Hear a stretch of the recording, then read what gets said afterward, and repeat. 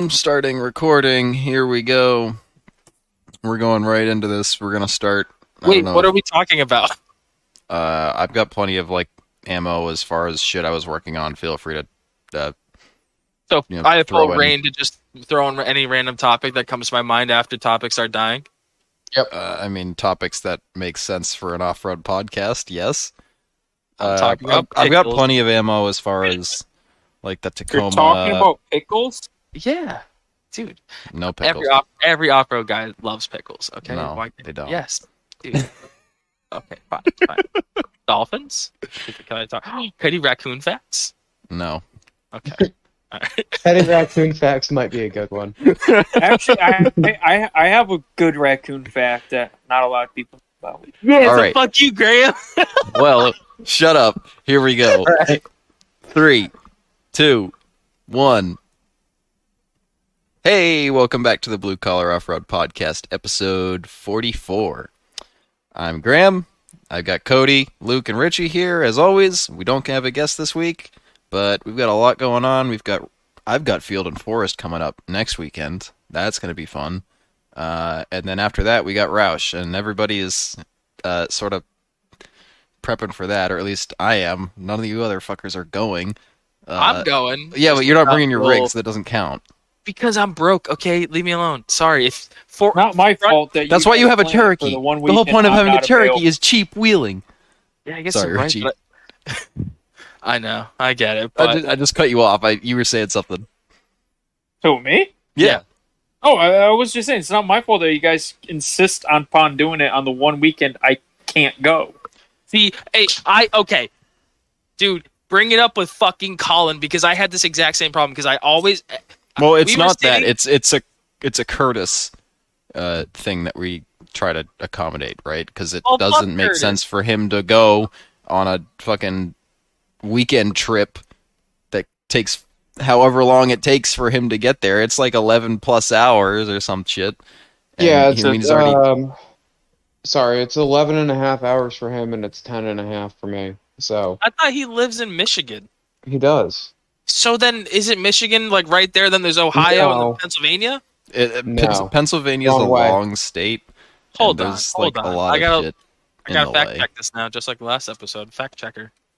Oh my god. Yeah, no, it's a bit of a haul even for me though. So like I'm planning on going next year. If this year just shit's not working out, it fucking blows. First off, I was fucking right.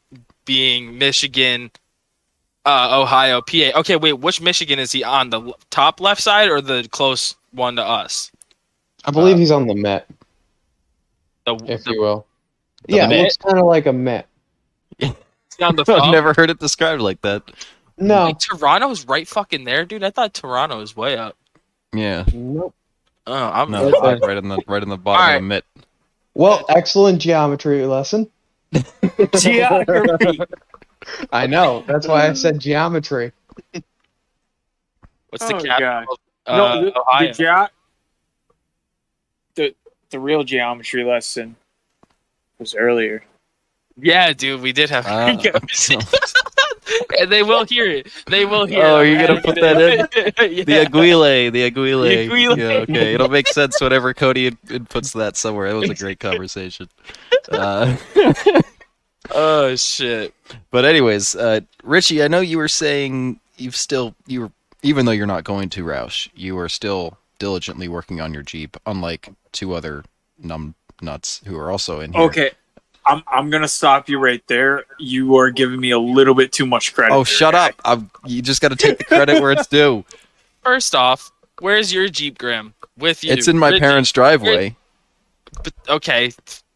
And I Fair. took a transfer case out of it that weighs probably 300 pounds myself because we don't have enough fucking space in the shop to get it done.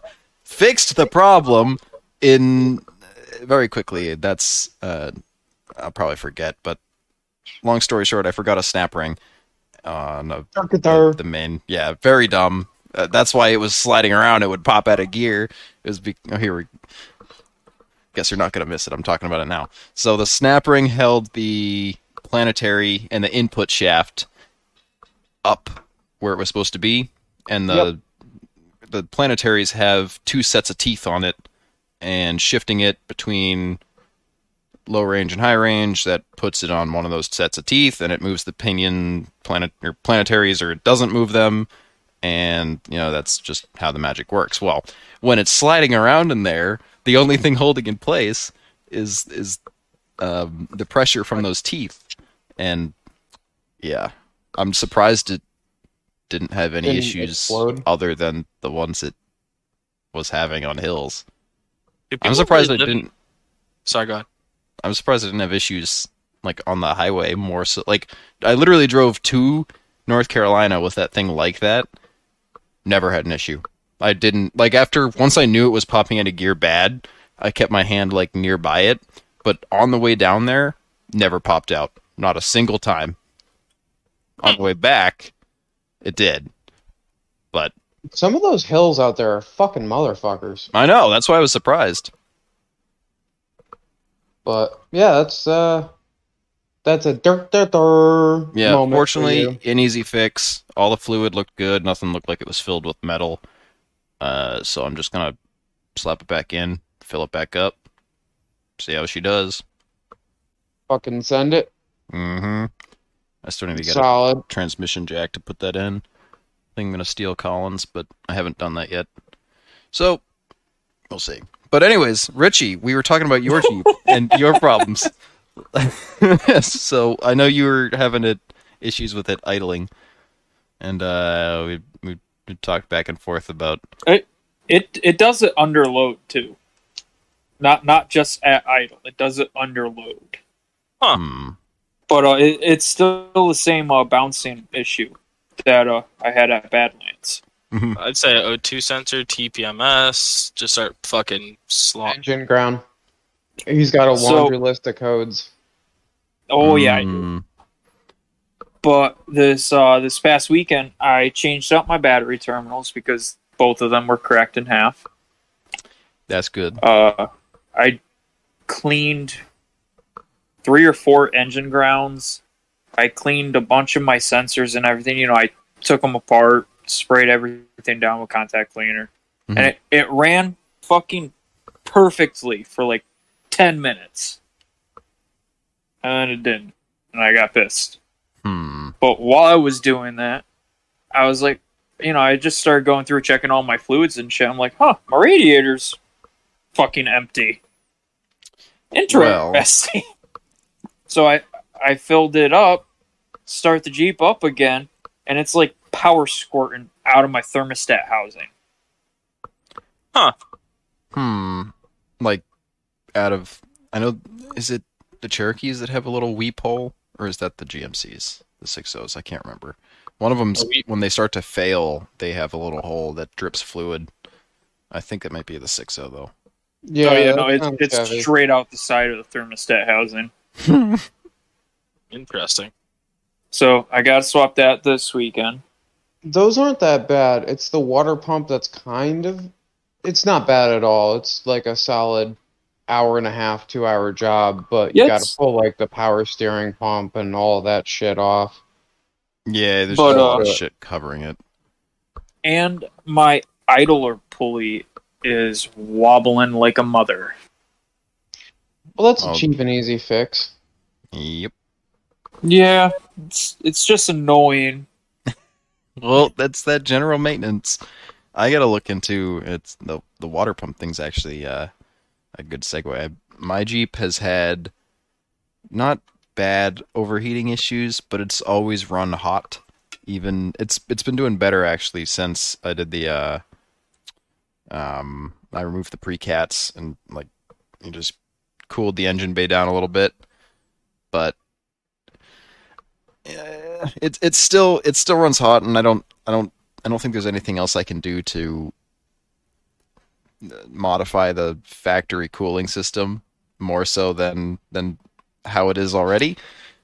Other than I've heard murmurings of the aftermarket water pumps, the high flow stuff. I hear those do well for high RPM. To be honest with you, I have just the generic advanced auto high flow pump in mine, and that did knock down my temperatures when I get on it, although it still will overheat if I'm being a complete and utter retard and it's hot as shit out. I'm just looking for... My biggest issue right now is the thing does awesome until it's sustained, like, $3,000. Sorry, Cody's literally, like, staring at his little screen here, and he's trying to wig me out. But, yeah, it's just if I'm cruising on the highway and it's at $3,000 because it screams down the highway like it always does, it just gets hotter than it should. And I think if I could get the temperatures down, it would actually maintain it. And then maybe I could use my AC when it's warm out and not have it overheat. Because I can idle around with the AC on, no issues. I can sit in dead stop traffic. It's like 210 the whole time. So this is gonna sound really fucking dumb, but on my 98, for some reason, wrapping my fuel rail helped with my overheating. Huh. What? So you'd have cooler fuel going in? Yeah, doesn't matter. Yeah, it does. Colder fuel does get better horsepower, but I don't know if it can sit. I don't know if it. I mean, then again, people have run methanol in race cars to make their motors colder. So I guess all in all, but no, because that changes. That's the burn. Well, maybe it would change. Well, the only be a timing thing, right? Yeah. And I just had that whole issue with the J20. It runs so much colder now. That's awesome. The only thing that I can think of for that or for the reason that working is it wasn't vaporizing the fuel in the rail, so it might have been burning a little bit cooler, like Cody had said. Mm-hmm. But it dropped at about 5 degrees, sustained. You could have also, because I know that depending on the spark plugs that you were running, that can cause higher heat and different things. So there's so much that goes into all that kind of crap. Yeah, it's like annoying stuff that I don't want to have to test tune. I mean, honestly, makes sense. I mean, the stupidest thing for me with overheating was not realizing that my clutch fan was actually like working. It was spinning, but it wasn't actually engaging properly. But it spun, so I never thought anything of it. But then just one day, I think I was working on it. This was on my 95, not on my 01. My hand fell in front of the fan. Yes, I know, bad idea. Whatever, it happened. There's no cover, and I stopped the fan with my hand. And I'm like, oh, that ain't working. Okay, got it. That's what I did with my truck. What? You dropped the truck in your fan? No, I stopped the fan on my truck with my hand. How the fuck are you two fucking people still equipped with all 10 of your fucking digits? Jesus fucking Christ. I just put a I flex remember fan. that same thing. I'm practically 1/3 of a retard, so hey, I'm just rolling with life at this point. I'm Can gonna I say put the retard? fucking diagonal across right here, and you guys are 2/3 Can you say of a retard, whole-ass Cody? You just said retard. Can I say retard? Yeah, we said No, retard. you're not allowed to say any bad words. This is a Christian podcast. Christian podcast. Yeah, so fuck out of here. There is only one word that you aren't allowed to say, and that is fag. Fuck, now I have to end. God damn it. God damn it. So good. Give me the fucking timestamp, you cocksucker. What's the timestamp? 13:30 or something. 15:30. God damn it! And the worst part is, I have to find a special word to go in instead. And there's actually two words. And I'm not gonna say the second one. What? Hey, that right there would be the perfect. 16:20 probably, if I had to guess. No. 14. What's the other one's 13? Oh. Yeah. Wow. So is the other word right back on? Oh my god, we're fucking cutting this whole section. Hold on, Caitlin's calling me now, so might as well fucking.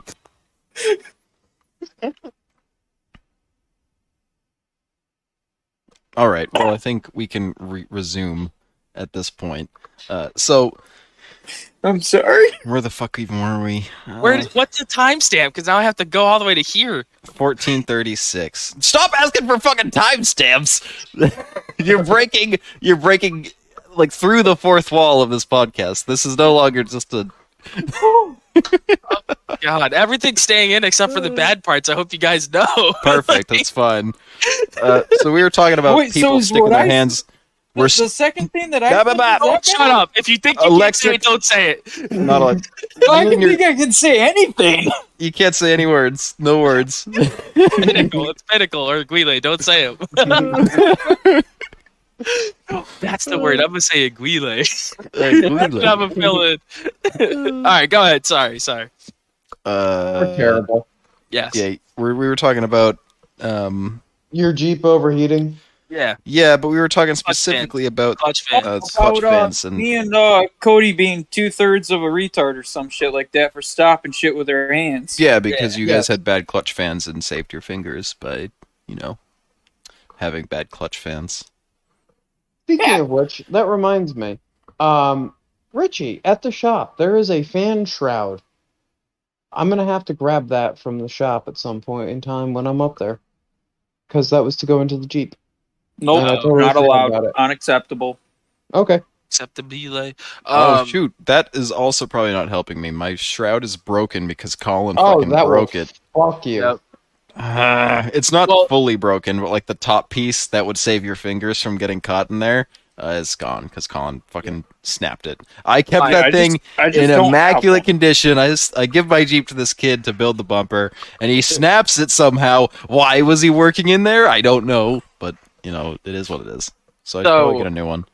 I have the lower portion as well. I don't have the upper portion. I probably should get a new one as well.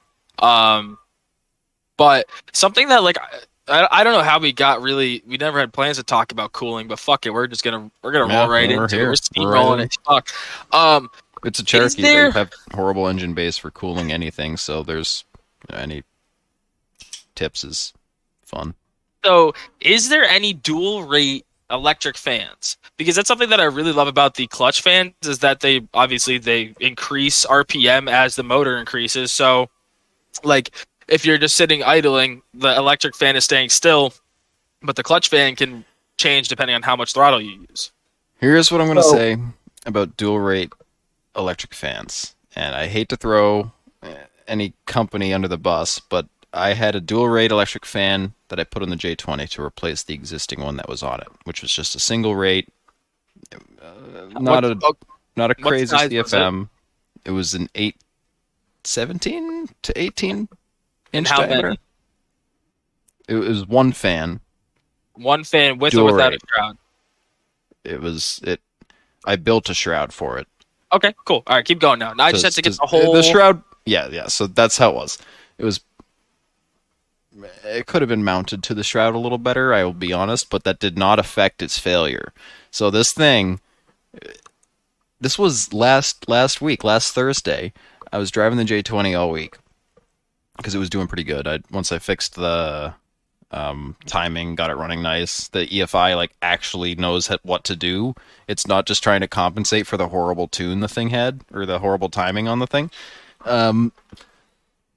And I'm driving back from Jacob's shop, and I smell just this absolutely disgusting burning plastic smell. And I'm like, well, something's really not right. And I had a spark plug wire come off of a spark plug on the way down, so I figured, maybe it just popped off again. It was pretty gross. Anyways, I wouldn't be surprised if that's what it was. But the smell just kept getting worse. I don't have an extinguisher in that thing. I should, because the amount of times it's threatened to burn down has been several. So I was like, okay, well, there's nothing I can do if it's actually on fire, and it's not overheating, and things still seem to be working, so we're just going to continue to drive to the apartment. So I get to the apartment, and it's the burning smell kind of subsided, but the electric fan was still spinning, but no, it actually wasn't. At this point, it wasn't. It had blown both its fuses. It was just cooked. And this is a fan that has probably only been in the thing for a couple months. The moral of the story is, if you have mechanical shit and it's working, don't fucking replace it with shitty electric stuff that's going to cost you just as much, and it's not potentially going to work, especially with all the COVID bullshit going on, where people aren't actually building things correctly, and then you end up with a shitty electric fan from Durale, which is a good fucking company, and I trusted and would probably continue to trust the brand if I needed the fan in the future. But this one did not last very long, and the conditions it was being used was it was a little ridiculous. This was like a quality brand fan. What's the name of the name brand? Durale. Drele. E. No, there's an A in there somewhere. Oh well, okay. I'm kind of surprised. I mean, it's really tough to say because are you sure that your radiator isn't clogged? That there's not shit in the motor? It wasn't the radiator. What have you? Wait, you're saying so? Just like it was doing fan, fine, but then it just stopped. The fan motor burnt out. Oh, and okay. This is in the J20. It's not like I drive the thing every day. Like I'll pick it up for a week, drive it maybe like 500 miles over the course of a couple of weeks, maybe a month, and that's all it does. It's not like it's going very far, and I hadn't put many miles on that fan. I thought when you said stopped working, I thought you meant the vehicle was overheating. I misunderstood exactly. It was starting to overheat after it was no longer cooling because it blew both the fuses. That's the thing, and I was fused, relay, like the whole thing was set up properly, fortunately. Otherwise it probably would have cooked a bunch of wires, but so see, my little shitty Chinese fan I got off Amazon in the Cherokee, it's doing fucking great after a year and a half. Yeah, exactly. It's always funny how the shitty ones, like, I should never have pulled that existing electric fan out of the thing. It worked great. For how stupid it looked. Like, the Durale fan looked so much better. Like, it looked like it was going to be pulling more air, doing more stuff. That old fan, let me tell you, that thing just... It pulled a lot more air than it looked like it did. But it's too late now. Flex fan is in there, cooling nonstop. You put your fingers in it, they will get cut off, though. So I have a theory about the mechanical fans. I can't point my finger at it exactly, but I think that they help to maintain a better cool going down the highway, because I feel like at some point in time you'll outspeed you'll like outflow the electric fans going down the road, but the mechanical fan is spinning at 3,000 fucking RPMs, and it's a big motherfucking fan driven off of your engine. So I noticed that compared to my 88 with dual electric fans, every Jeep that's had the mechanical has ran cooler down the road. So another thing that helps with that is it'll happen more likely if they're mounted in front of the radiator as well.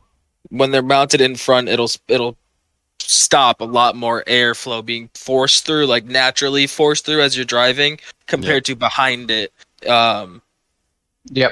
Yeah. Mine were behind just because it. of how the blades are, right? Yeah, it's actually blocking.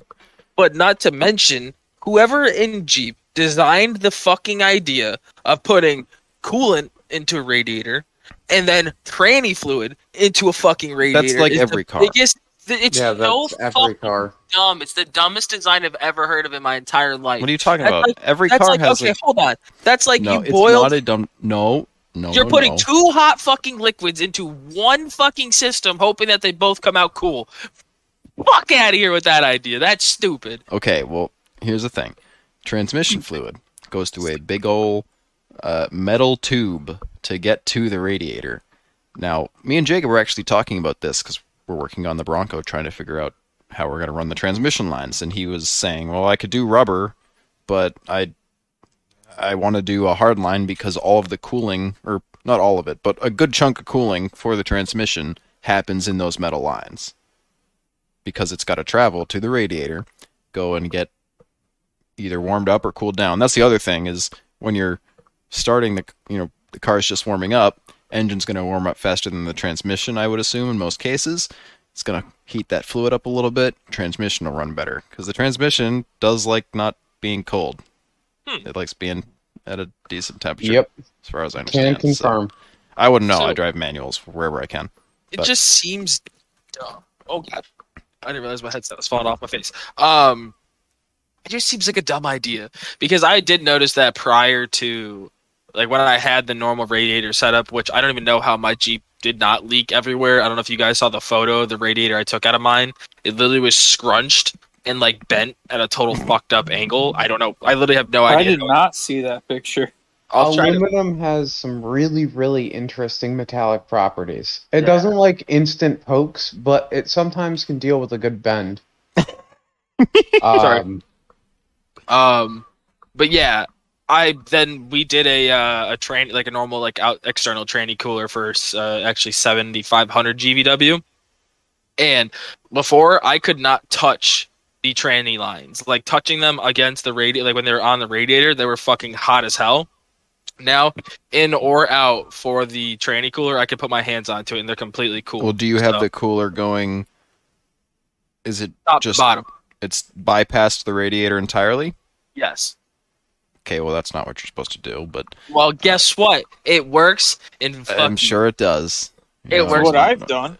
Yeah, It I've works done that with... really, really well on a crawler.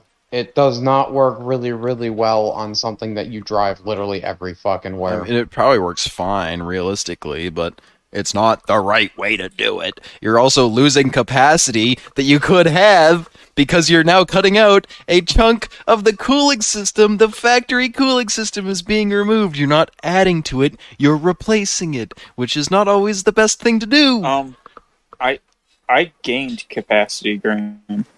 My external Yeah, but you could gain even more. cooler If is you... bigger than the. Yeah, but if you added your Cooler big in the- cooler and the factory thing, you'd be adding a shitload. How big is your tranny cooler?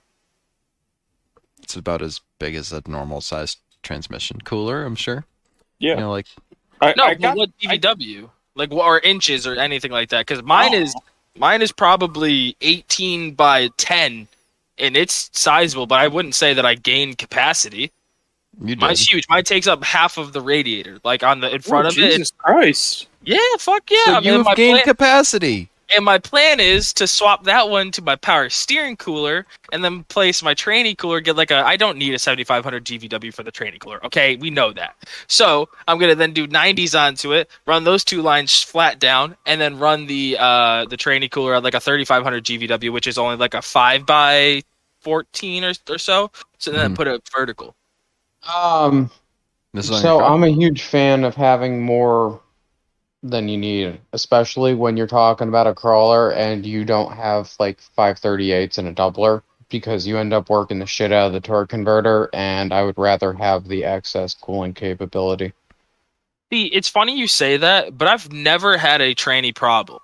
Like, I've seen multiple automatic Jeeps overheat, like just like the time at Harris Mountain when Markel overheated his Jeep wouldn't even fucking move, and then turn it off for a little bit, turned it back on, and then just completely just crawled up the rest of the obstacle. But like, I don't think I've ever really had a cooling problem with this current Jeep. I know that it's helped Caitlin's quite a bit by doing it the way I was explaining. We did a 7,500 GBW on hers, but hers is crooked as fuck, and it's hilarious because it's like, I mean, it's fucking sideways. Like, that thing's Okay, fucked. so you got to look at all our Instagram photos and be like, "Huh, your transmission cooler's crooked." You can't see it in the photos because it's hidden behind the grill. Mm. But it's I will useless. say that on mine, I also end up with high mileage shit because I'm cheap. So with all of my cheap transmissions, it's helped.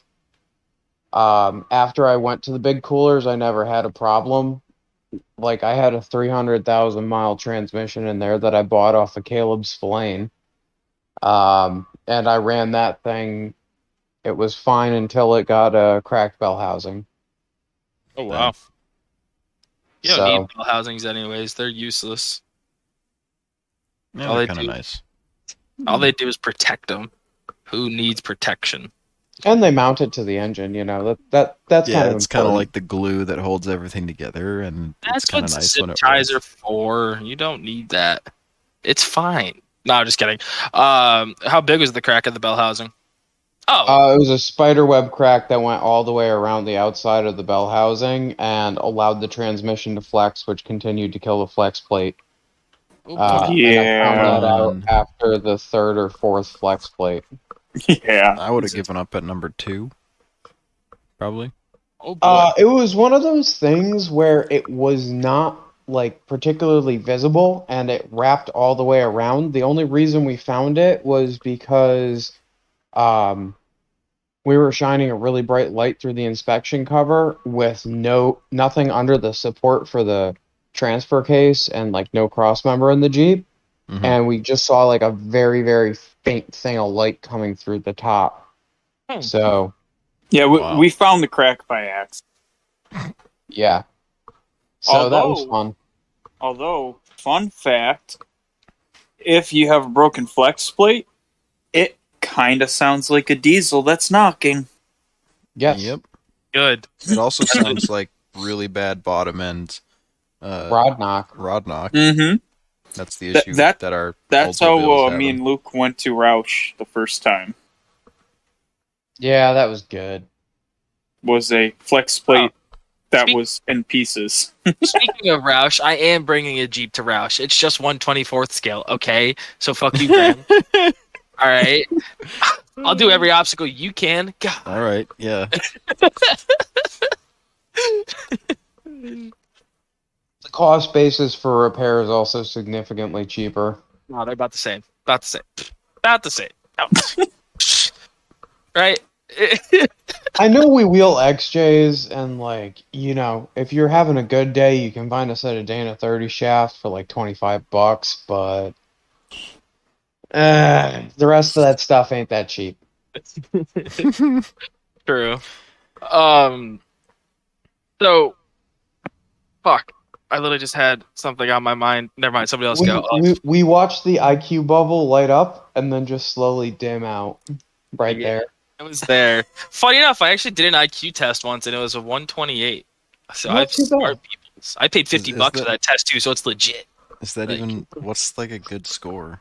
Anything over 100. Yeah. so you're supposed to Yeah. Anything smart over kid. 1. Hold on, let me. This. This is totally irrelevant. So, In yeah, this is like other absolutely news. useless. I'm gonna go back to Kish's problems with his Jeep because I was thinking about that while we were blathering on about stupid shit. Cooling. How to cool your ship boxes. Please go underneath it and check to make sure that the rear wire loom that goes up towards the engine bay off of the transmission didn't melt to the exhaust, because that can happen. And if you catch the O2 wire one, it will cause all kinds of mayhem. Well, I Yeah. will check that maybe after the podcast, depending on when we're done. But that also wouldn't surprise me, because I did just notice today that my my exhaust is actually fucking just dangling. So Yeah, you should probably fix that too. Well, I didn't know it was. I literally just noticed it. I got a real sick exhaust on my Jeep now. Yeah, Like, it's awesome. real nice. I Just some I- off-the-shelf parts. Fits Oh, nice, yeah. though. I- I like how I the may- fitment on it is good.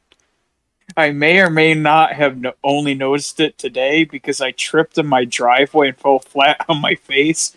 And while I was on the ground, I was looking underneath the Jeep.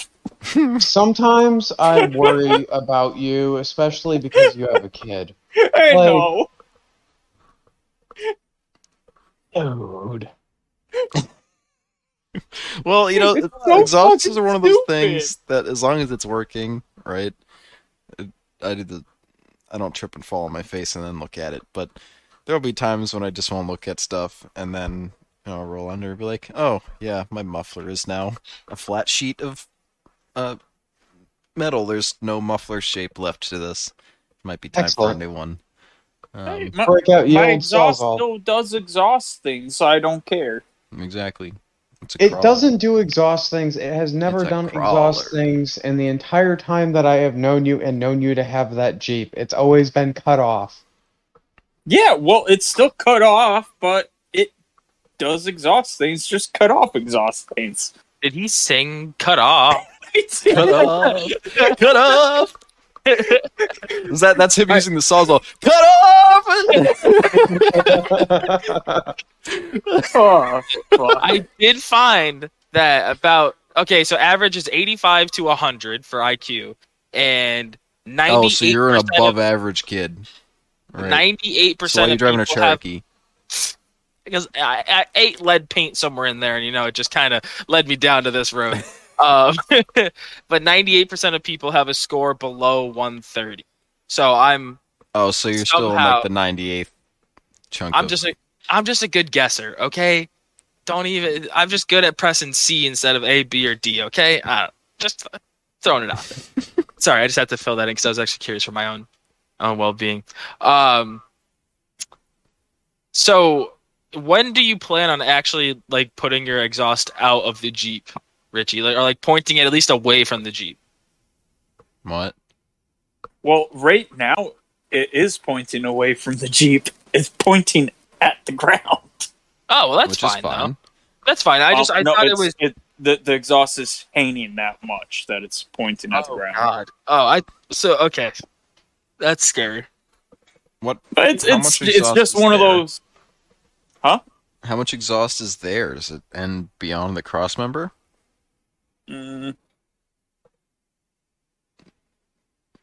Maybe. This should not be a hard question. I want to say it's after the crossmember. If it's by the transfer case, or if it's past the transfer case, then yes. I think it is. All right, then there you go. You got a full exhaust. Leave it. I wouldn't touch it. It's still hanging on. The only time I have to change mine is when the front gets beat up on rocks, and that's usually when I call it, because it starts pulling the rest of it all over the place. Yeah, that's how mine is right now currently. Yeah. A little weird.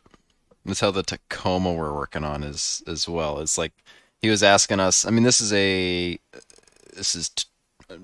don't want to say out of my comfort zone because it's all the same stuff that I'm doing on older cars. It's just a much newer car. We're doing front and rear suspension on that. It's IFS front. I'm really excited to dig into that because it's going to be very different from the sawed axle setup stuff that I'm used to. And there's some weird stuff, like people always do like the Tundra steering racks on those. It's a Tacoma, so it's the lighter duty rack in that, but I guess the Tundra one like bolts in and it's beefier and you can do way more with it. And the arms that he got I think it's Dirt King suspension in the front. He's got leaf springs in the back, but it's got all sorts of hammer hangers to make it ride way nicer. It's gonna be sick. We got the hammer back hangers. It's basically a shackle relocation. And if you're thinking like Jeep World, all it is it's like it's a big drop bracket, and it was some other fancy pieces. It's mostly bolt-on stuff for that. Granted, bolt-on cool. Once you pop the rivets out of the frame, and the rivets are from 2017, so they still want to hold on. It was an ordeal. Air hammers are nice. Oh, we used the air hammer. It didn't want to go. They didn't want it. It was just because it was a bunch of sheets of metal sort of stacked up, and it would get through the first one and then sit in the second one and just bounce. It's like, okay, well, we had to, I had to vice grip it and hold it while Jacob had the air hammer on it, and I'm holding the knob on the vice grip because it's trying to loose it up. And it was an ordeal, yeah. But we finally got that Graham, out. Sounds like you held your knob pretty good. I did. Kept it from twisting. I'm so proud of you. Yep, held it steady. Oh my god. No twisting knobs here. Y'all are special, Ed. That's true. God. Yeah. So I gotta ask. No. Are you guys doing coilovers with that? So the rear is a smooth. It's a Fox reservoir Fox shock with body. it's got some adjustment, but it's still leaf springs in the back.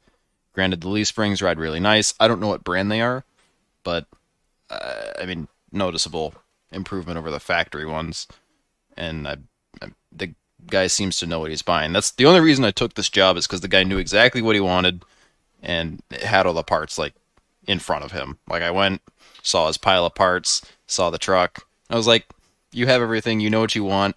I can do the grunt work to put this together if that's what you want, because I think this would be a fun project to work on top of all the other shit. But it's going pretty quick, and it's very different from what I'm usually working on. Yeah. Right, the IFS, we haven't started that yet. There's going to be a couple things that suck with that. Mainly the main upper A-arm bolt. They put them in the wrong way from the factory. So the only way to remove them is to like take it out, cut it, push it out more, cut it, because otherwise you have to take the whole inner fender out, which is not happening. And then you can put it in from the bottom. That is common. I've seen that on different, like, I think it's Camrys have that same exact setup to where, like, it pushes into, like, the subframe or something fucking stupid. Yeah, it's very dumb. We were looking at that, and it was just like, so that's going to be destructive. Is it just suspension components, or is it, like, not suspension, like, is it just, like, a spacer, or are you doing control arms as well with it? Like, what? It's a long travel control arm, upper, lower. We're plating the existing spindle knuckle piece. Yep. He's putting CVs that we may have to notch the frame a little bit. We don't have those yet, so I'm not sure exactly what that's going to entail. Oh yeah, that's fucking cool. Yeah. That's cool. Is it like Tundra CVs or something like that? It might be. I know they're upgraded CVs. They're probably chromoly of some kind, and I don't know. They're bigger bore than the factory ones, so. So is it like a race CV on truck? the road yesterday. I don't know if it's going to be a race truck. I think it's still mainly going to be a daily driver, but it's going to be a nice fucking daily driver. He's got fiberglass fenders on the thing, which are useless in New England, but he plans on doing a good amount of driving, especially towards, out west, because he's got family and friends that he visits and plans on visiting, so hopefully he can open it up and actually use it. I think that'd be fucking cool. That is wicked rad. Get some videos of it getting a little frisky. Good times. Hopefully he does bump stops. Anything? We're doing bump stops and limits, because otherwise it's going to grab a bunch of shit. Yeah, that's kind of what I was thinking. What size? Oops, sorry. Oh, I was gonna say anything extra super duper fancy with that, like in addition to the bump stops, going for air bumps or. I mean the bumps that it has that he had bought already are. I mean it's a solid. What's the polyurethane material called? Yeah, polyurethane. It's not like a hard poly. It's pretty soft. So rubber. But it's those inserts, those Prothane inserts. Yeah. He's got those for the rear, and I think he's got something similar for the front. I mean, It's not going to be. He's without bypasses and a good set of rear coilovers and trailing arms. Like, you really don't need the air bumps? I don't think in this sort of rig. I don't think he's going to have issues with the leaf springs, at least until they wear in a whole bunch. They're not going to be compressing to the point where they're hitting the bump stops that much. I don't know about the front yet because we haven't even put the front together. But the rear is going to be bump stops pretty well. Like, for example, right now we don't have any. We don't have the shocks in because we can't mount the resis. They're mounting to the frame. We need to get tabs. We didn't have tabs on hand, so we had to buy them. So we were testing out to see if, because we don't want it to hit. He's got probably an equivalent to a 36, 37-inch tire that's going on it. It's something in metric. I don't know off the top of my head. But we had, we were sitting on the tailgate, bouncing it without the shocks in to see how the travel was going to be and if it was going to come anywhere near the tire. And I mean, it doesn't have a crazy amount of lift, but it doesn't. The bump stops keep it off the tire. The normal ride height, it sits probably about 6-7 inches away from the tire to begin with. It's got about 12 inches of travel, I want to say, at least, maybe a little more. Oh, that ain't bad at all. I mean, no, it's shit. good. Realistically, my Jeep's putting down about, I got 14s in there, and I'd be amazed if I'm pushing more than 12.5 inches of travel out of it. Yeah, so he's got 12s in it now, but we have it will comfortably droop the entire way out. Wow. That's impressive. Sweet. So I gotta ask, is anything going on at the Little Shop of Horrors with my shitbox? So your shitbox, I think we talked about the brake line work that went into that already.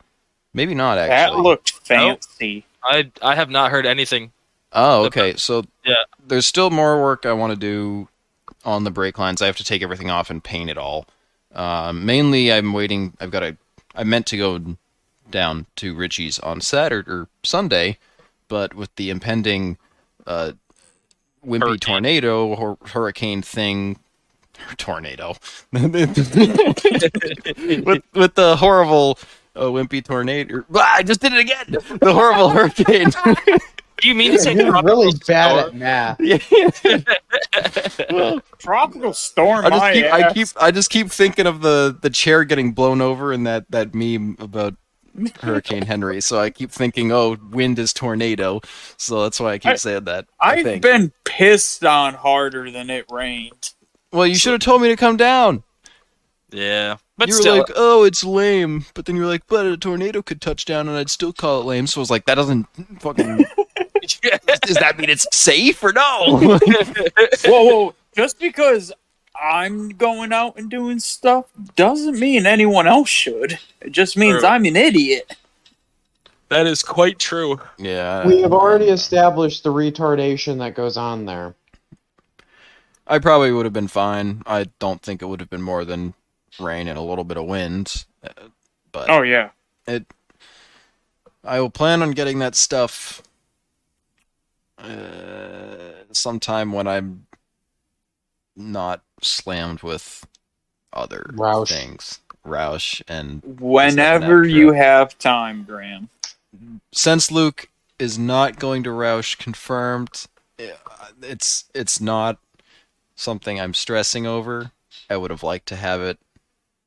It's unfortunate that the hurricane sort of cock-blocked us here, but it is what it is. Once we have that stuff, we can actually go and start mocking up the floors. We're just waiting on those outer fenders because there's going to be a little more tube work, I think, to sort of frame it how we want on the inside, and we're going to need those fenders to sort of see how that's going to work out. Plus the exterior tube, and just I'd like to get all the tube work done and out of the way so we can just kill the floor and then bump stops and whatever else. Really, there's not much left to that, right? Once the brake line stuff is dialed in, which is pretty much all I can work on it right now.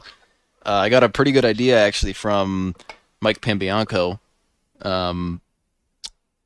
Was to take a little bolt and put a little nut. You weld the bolt facing head down with the threads up on the tube, and then you take one of those little like rubber clamps for brake lines and whatnot. You put it in between there. You put a little nut on it, and then you don't have to there's no tapping of tubes or plates of metal to get those to sit right. You just tack these little bolts on, and then it holds the brake line in there. And I think that's going to be the cleanest way to go about attaching those to the axle tubes and to the little bit of truss that it goes over. So we're going to try that. Yeah, because it looks really clean. Yeah, I just want it to actually hold down, because right now it's all bent into the right shape. It's just not. It's not being held where it should be. It's bouncy. Yeah, and your brake lines to the Super Duty brakes. This is entirely up to you. But if you do a banjo bolt and angle it up, we can get those so they will not be hit by rocks and you won't tear that line. Sean has torn one. I have one that's about to go. I don't know how the fuck it hasn't blown up yet. But downside is if you break the custom banjo bolt AN6 fitting, then you're shit out of luck. But if you break the factory Super Duty hose, you can just get another one at a parts store for $20. Honestly, I'm going to tell you to go with the factory Super Duty hose for that particular reason. That's sort of what I was thinking you were going to say, but I have really bad luck with slamming stuff into random things, and I should probably actually go and flip the One thing that I wanted to bring up, which is entirely unrelated, but I was thinking about popping the hubs off at some point in time and doing the service on them. And while I'm doing that, flipping the caliper mounts around so it'd be on the front and lifted upwards by rotating at 180 degrees. Mhm. From my math, it should work. I don't know. Yeah, to just pull that caliper up and out of the way. Yep. Yeah. And it would be on the front. I can't see that being that big of a deal because it's fucking Super Duty brakes on a Cherokee. Yeah, I don't think the orientation matters. Well, I think you can just swap the calipers from left to right. Yeah, you can So go that way, like you know, that. the bleeders are still up on top and everything. Yep, and it would be slightly angled up, but it would also be more protected by having the control arm there and having everything else up there compared to right now they sit in the back wide open. Yeah. Yeah, I don't see a problem with it. I know you can also run multiple, right? Maybe that's not with two Super Duty brakes on an axle would probably be a little bit heavy because they're already fucking heavy to begin with, but I feel like you could you just extend that brake? No, I don't know where I'm going with that. Either way, I was thinking, you have a cutting brake versus a main brake, which sort of... So like a caliper setup, pretty much. Yeah. I'm sure that they have them. Just have put them. 4 calipers on each side. Problem solved. My big problem with that shit, though, is that we're talking about a welded rear axle in a Cherokee. So, like, it's not going to have cutting brakes no matter what I do with the rear axle. Well, Like, I could possibly get away with that for the front. But yeah, I guess. I was going to say, well, you could just have your brakes individually operated by a different... Like, just have literally each brake have its own, lever. Like a drift stick, just have 4. My God. See, I always thought that'd be a great idea for but not with a welded diff. It wouldn't do shit. I was like, well, yeah, with a welded diff, it wouldn't even turn the wheel any slower. It'd just be destroying pads. That's all it'd be doing, or slowing down the one side. Build a pinion brake. They have those on the big. What's those? 2.5 tons. Yeah, 2.5 tons. There. Yeah, the 2.5 ton and the 5 ton Rockwells. You can also put them on a 205, but the issue there is I slammed the belly of my 205. I haven't slammed the 205 hard yet. I haven't noticed any dings on it. But if you were to put a pinion brake on one of those, how low my Jeep sits, it would be fucked. Oh yeah. Well, some 40s will help with that. Yeah, but not that much. Well, an extra 1.5 inches is still an extra 1.5 inches. Hey, an inch and a half can be a huge difference, all right? Yes, it can, Richie. Yes, it can. I don't know why I sounded so defensive. Everyone knows why. We're just not willing to carry on down that line of conversation. But yeah, pinion brakes bad, but that this actually kind of works out because it's something I was debating bringing up last week, but we had 7 slot on, and I didn't want to throw this in there, and I wasn't sure how Mark was going to handle it on his side. First, I wanted to let him get that off of his plate and figure out how he was going to talk about that before we said anything. But he's went out. He did a whole big long post about the issues that caused all the drama to begin with. So you should probably explain it a little bit if you're going to bring it up. Well, I'm not gonna explain all of it. If people want to actually go through the entire details of that, you can go and find his post. He's FM Jeeper. He can definitely explain it way better than I can. But the short of it is his Jeep popped out of gear from in park. It's an automatic Jeep in park.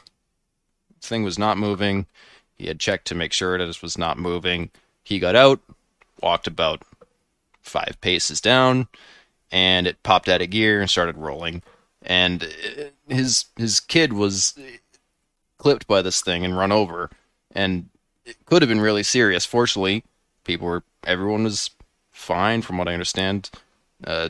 Kid's doing great, and there's no issues there. But it just sort of brought up, it definitely opened my eyes. That's probably the most serious thing I've seen happen on the trail ever, and hopefully I don't have to see more of that in the future. But it definitely sort of got me thinking about the little things that you do for safety that you don't necessarily think about, right? Like, as a manual Jeep driver, without an e-brake, without a lot of the safety shit, it's second nature for me to park my Jeep on a flat surface, or to put myself where it won't roll. But I know with automatics, that's not always the case, right? Like, Cody, do you always park on a flat surface? No, I don't even think about it. I throw it in park and just walk away.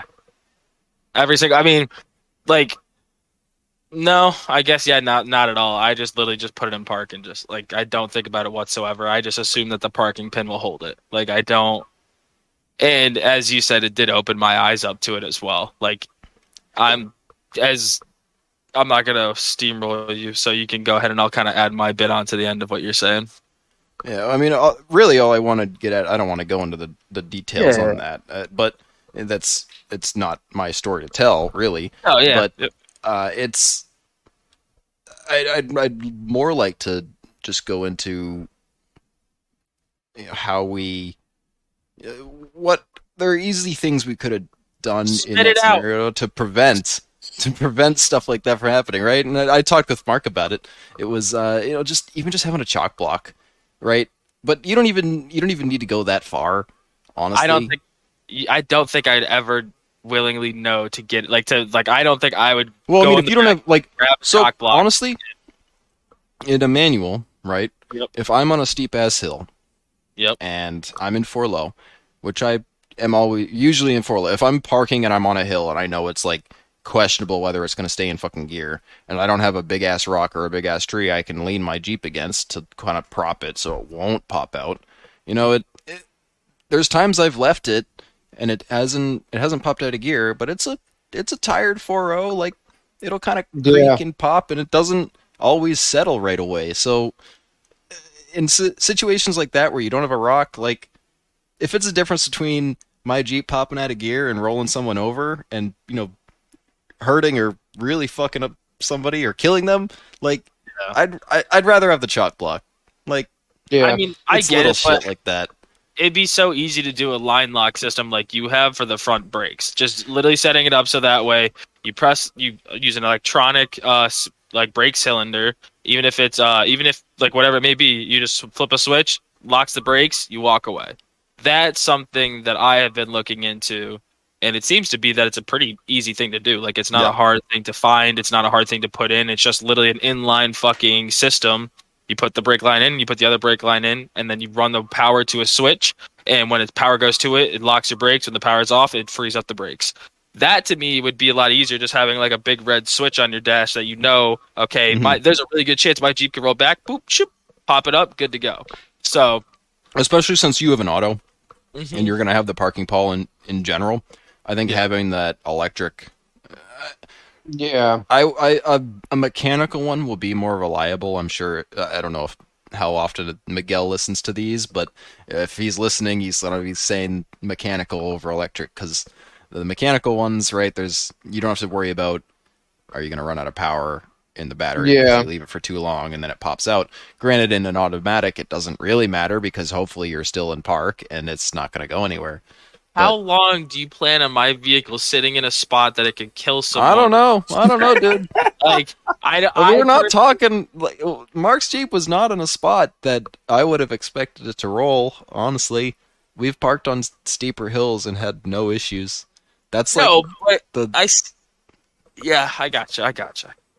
And like, Personally, I might end up adding in, especially with those fancy new rear brake lines that I got, just putting a little T section and putting a manual line lock off of the back section of the cage, because it wouldn't be that hard to do. Yep. Just reach down behind my seat and have a little line lock. But I think that, and this is not a dig at Mark because I know Mark listens. I think that there are certain things that come with experience. Oh, so you're gonna you dig him if he wasn't listening? That's the same. no. That's the same thing as being like, don't take this to offense, but so what do you mean? Like, There are certain behaviors that you learn over time that are very beneficial that suck ass to learn. For example, like with my Jeep, I had a Wrangler, and I realized that I had to carry a chalk block for that Wrangler because I woke up one morning and it was in the middle of the road.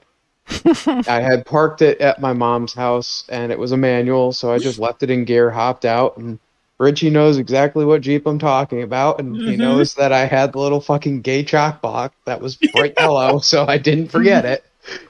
And I had to throw that behind it. And with my Jeep, because it doesn't have an e-brake, I've gotten into the habit of dropping a tire into a hole or parking in line with something so it can't roll.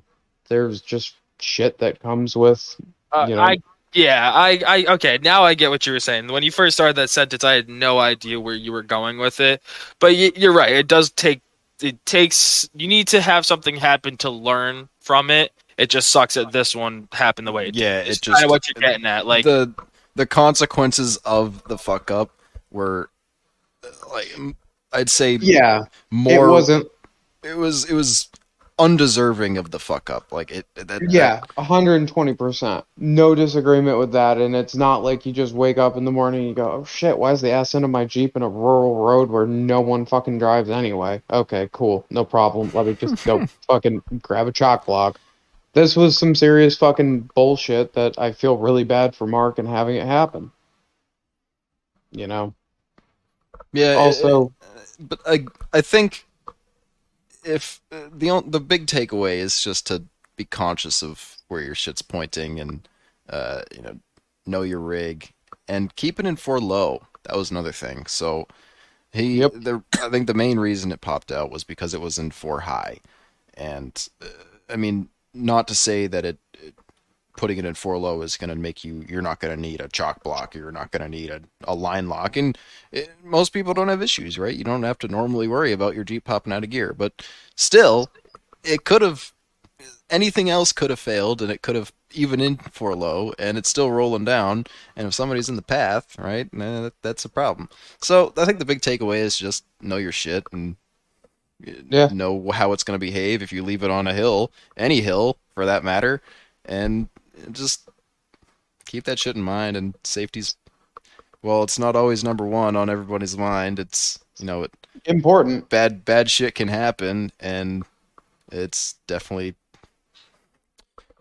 nice to have some safety and be kind of conscious in that respect. This is a little off topic for the podcast, but I felt like it was something we should definitely cover, because it's off-roading in New England. That's unfortunate shit that happens. Yep. Mm-hmm. And like, one thing that I found kind of funny on the note of randomly parking your vehicle, with Ducky, because it was welded front and rear, you could cut the steering wheel all the way, and in 4 low, the thing would bind up so fucking bad that even in neutral, it wouldn't move. That's fucking ridiculous. So my funny parking story is the day I got my license, I drove my Dodge. This, I think, already. Oh, I think you mentioned. I kind of feel like I did. I think you have, but you can say it quickly. Refresh my memory. I don't remember. I drove my truck over to Luke's dad's house. His dad has a steep ass driveway. Put the truck in park. Hopped out. Went to shut the door, and I slapped my fender because the truck just started rolling back down the hill. Oh yeah, you had mentioned this. The one and only time that ever happened. Yep. Oh, It's like, so you don't hear about roll away cars too often either. Like it's not a. But it's also because of that I've always been conscious about how I park my vehicles. Yeah, that was a shitty one. And like, this is gonna sound really dumb, and you wouldn't think it was a safety thing, but double check your transfer case linkages. Make sure that it's Yeah, that's happy a in big all one. fucking ranges, because if it's barely grabbing in 4 high or barely grabbing in 4 4 low. low, If your and 4 you low park isn't the adjusted right, vehicle, yeah. Yeah, we had that problem when we went up to Badlands. Like it's the same idea with Marvell. He thought it was in 4 low, it was in 4 high, and it just kept popping in and out. Like, what's to say that couldn't happen? You pop up, like you go up over a rock, it pops in neutral.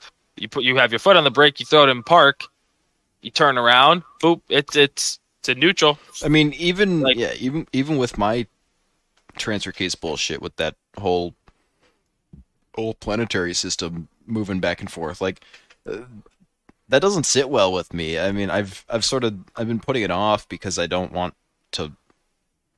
Taking that transfer case out sucks, but it's not something I was ever gonna just deal with, right? I have 4 low going up and I have 4 high going down things, but that stuff is yeah, and I think making it's sure really, your shifters work is pretty fucking important. And it's not it's that hard to something fix. really, really dumb, but like, for example, there are some spots where I'll come down and I'll just be like, yeah, no, what? I'm gonna throw this thing in first, and I won't even have my foot on the brake. I'll like have one near the clutch and the other one's just like on the floor because the Jeep's just driving itself down. Well, if it pops out of gear, fuck, that's a half second that it can start going, you know, before I can slam the brake pedal. Yeah. Make sure your shit's happily in gear and your shifters are happy. And the only other thing I can think of that can put your Jeep in like a runaway situation, sorry, I know you were Okay. going to say something there, Cody, Okay. is this was actually at Harris Mountain, and it happened to be twice. Twice! I didn't have my limit straps or my brake lines set up correctly, so I had overflexed same time on the same obstacle. It wasn't even that hard. It was like it was this blue obstacle, but it would flex out my Jeep in a way that it would snap a brake line, and then I don't have any brakes.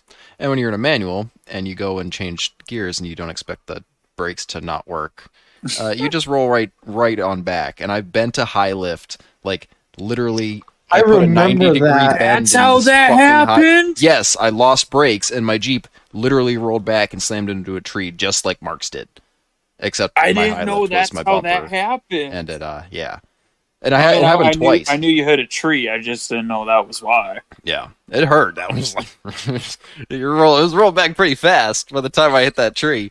It was just this little shit. Fortunately, right, you're in the vehicle for that. But again, like somebody could have been behind me, and that could have also been bad. And the second time, there was actually a group of people behind me. Fortunately, I didn't have the momentum to go back and slam into a fucking tree like I did the first time when nobody was back there. So just other little shit like, brake lines aren't that hard to make set up correctly.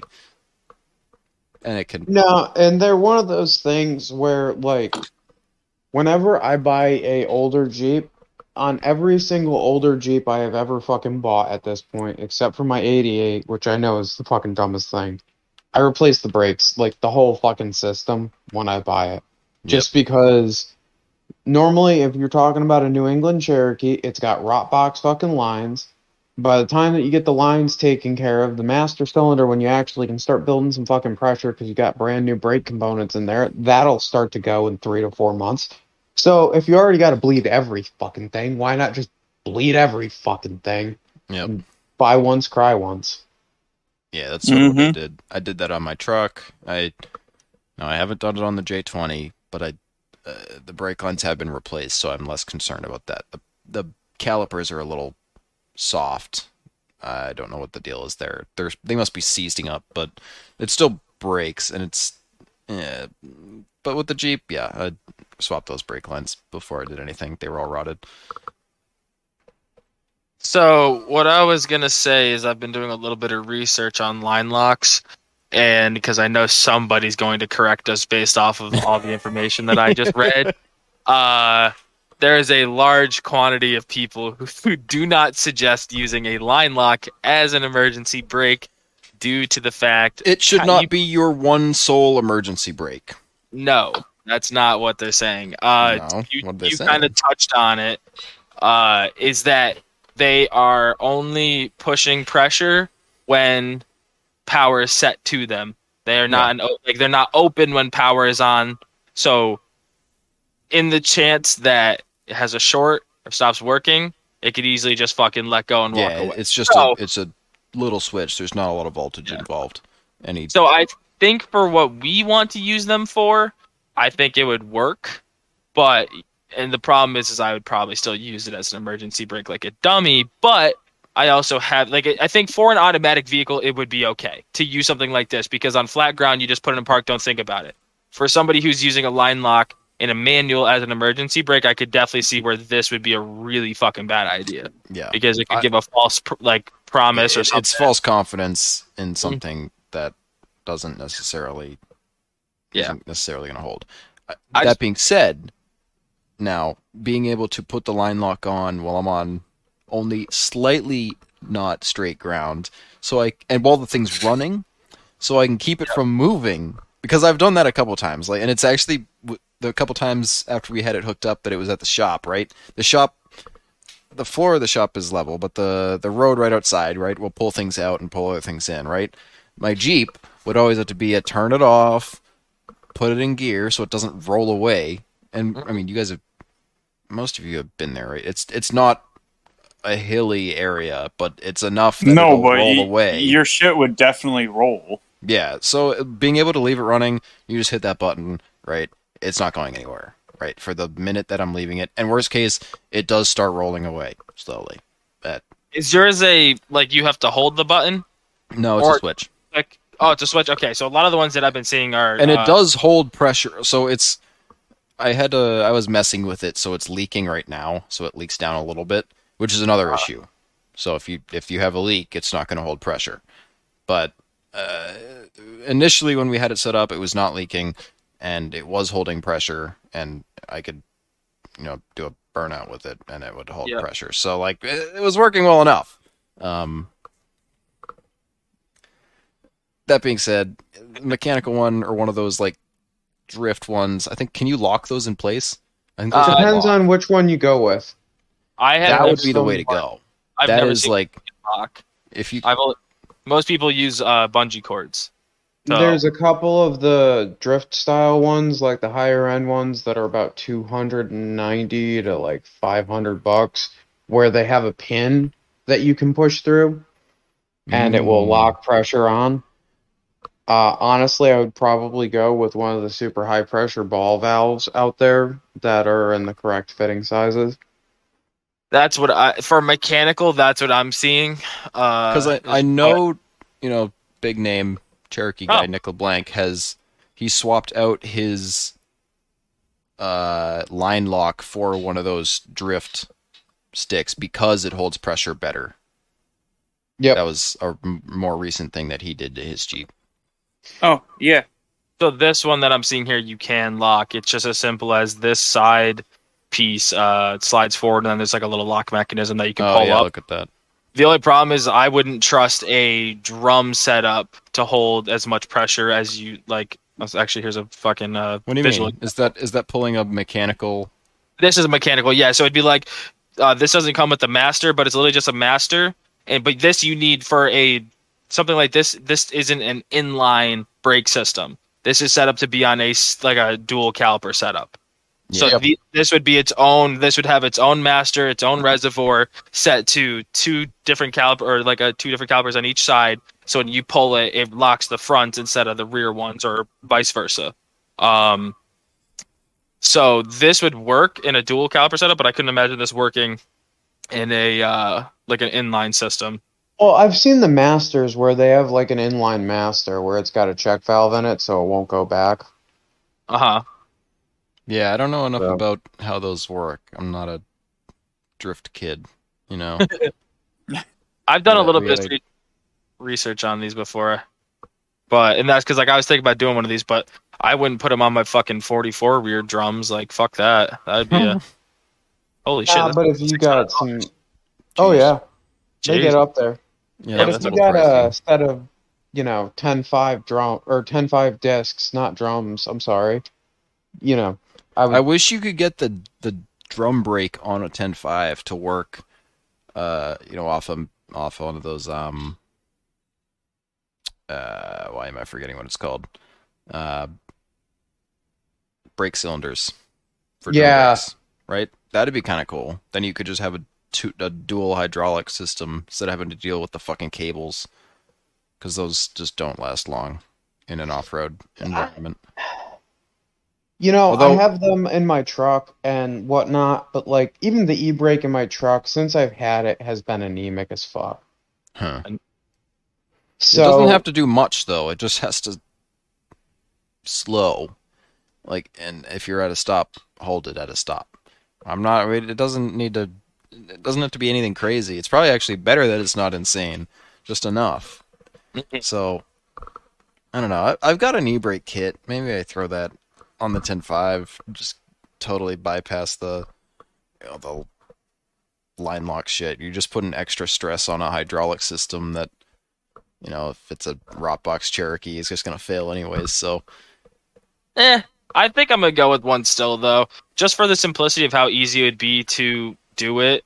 Like I think it's gonna be the best method, honestly.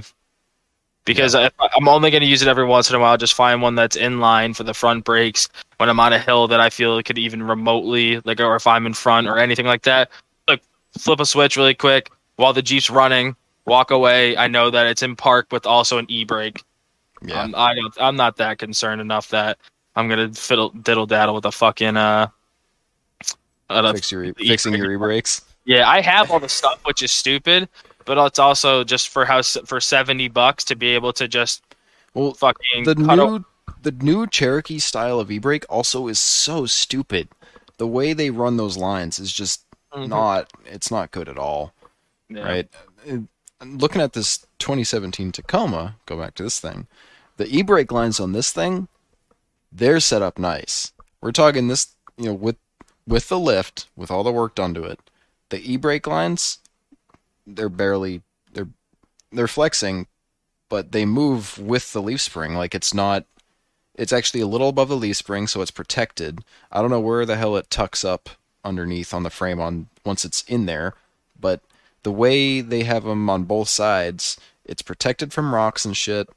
They have enough droop, and they're not bent to any crazy angles at full flex even.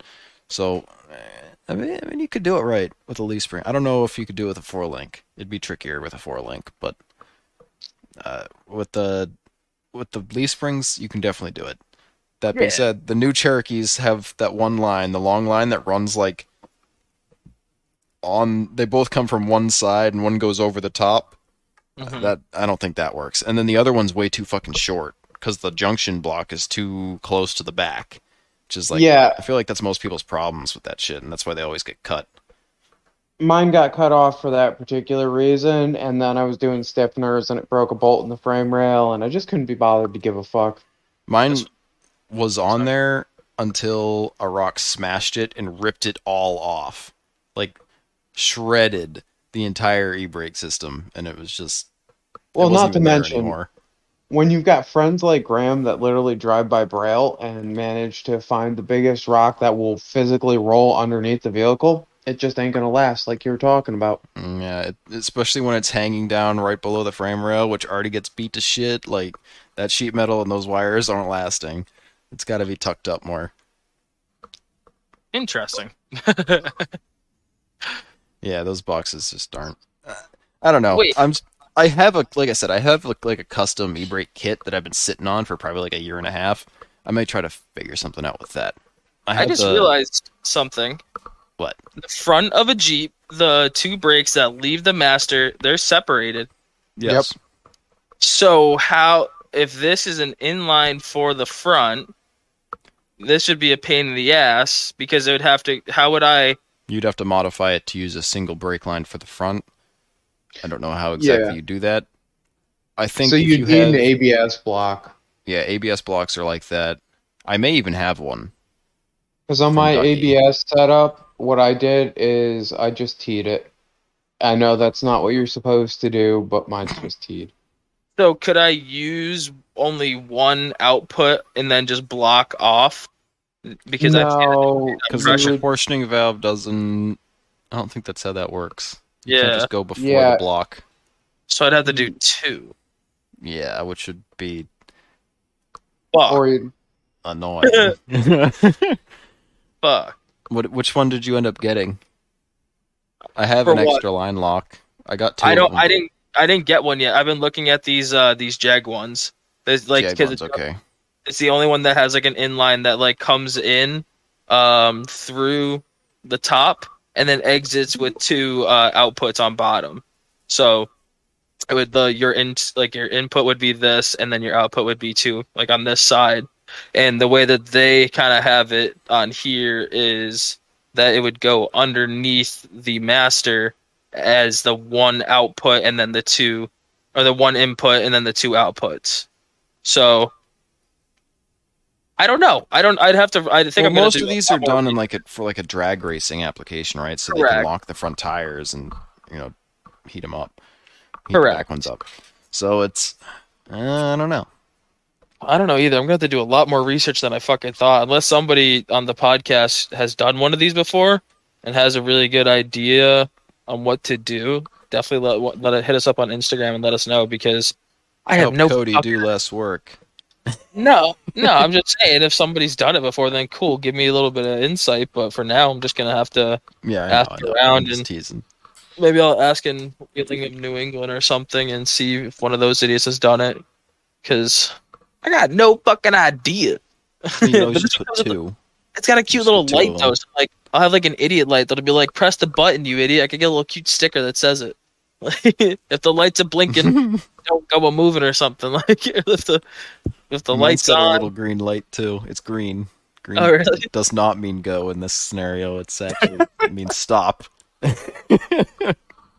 You know, that is very confusing, and I think you should file a complaint with the manufacturer. Well, it didn't come with the switch. This is just the switch we had in house. It fit in Well, the that's hole your I own already had doing. cut. Yeah, it was my fault. But it is what it is. It's gotta work fine. It actually looks nice because that dash hole that I drilled a long ass time ago was bugging the hell out of me anyways. So now it has a switch in it. It's perfect. Interesting. It's really not that interesting, but well, I'd say that we covered a decent amount of stuff today. Anyone got any final thoughts? No. Did we Yeah. cover anything actually? Not really. Well, as a recap, what did we start with? We started with cooling. We got to Yeah. like transmission coolers, and then we went into Richie's muffler. What else did we cover? We talked The about Tacoma. The we talked Tacoma. about relays. That was pre-podcast. No, that was on the podcast. Oh, there was a little bit on podcast, but not quite the exposition. Now they're gonna be jealous. They missed it. We started talking before we started recording. It was upsetting. It would have been gold. What else? What else were we talking about? We That talked was a about hell of a e-brakes conversation and such. before. It was a pretty good one. I would say, keep your aguiles pointy, and keep your line locks on. That was like one of the worst endings we've